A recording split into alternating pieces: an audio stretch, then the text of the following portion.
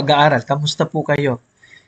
At salamat po na kayo po ay tuloy-tuloy na sumasama sa ating mga pinag-aralan.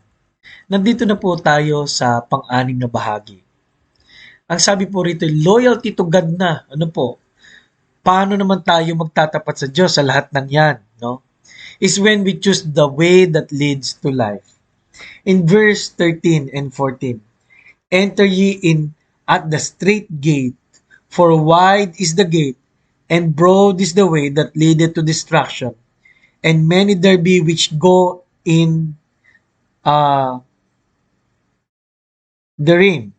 Because straight is the gate, and narrow is the way, which leadeth unto life, and few there be that find it. Isang katotohanan po, nang sabi rito, mayroong narrow way, no? At iba yung daan niya, hindi siya kalsadang malaking malaki, na katulad ng dinadaanan ng iba, at kokonti ang nakasumpong. Ano ibig sabihin po nito?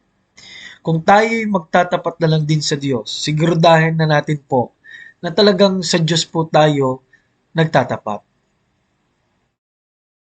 Pangalawa po, marami po ngayon na daan at daan. Ano po?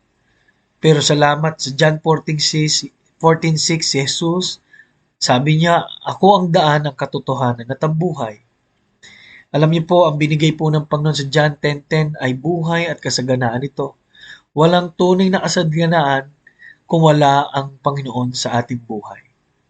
Kaya po mga minamahal sa mga oras pong ito, nawa po piliin natin po yung tunay na daan ng Panginoon. Ano pong tunay na daan ng Panginoon? Nasa Biblia po. Kailangan po i-double check nyo yung Bible nyo.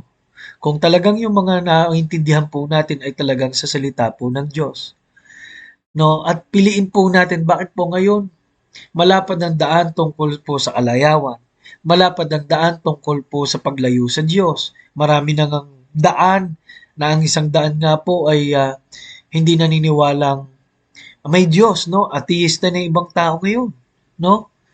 At taon-taon po, mayroon pong bawat bansa may umaako na sila ang reincarnation ng Panginoong Hesus. Kaya po ang katapatan natin ay siya sa atin na dapat po talagang tayo ay na kay Jesus na. Ano po? Tayo po ay siya ang ating Panginoon. Kaya ayan po ang tanong sa araw na ito, nawa ho ang iyong daan po ay yung daan ng buhay.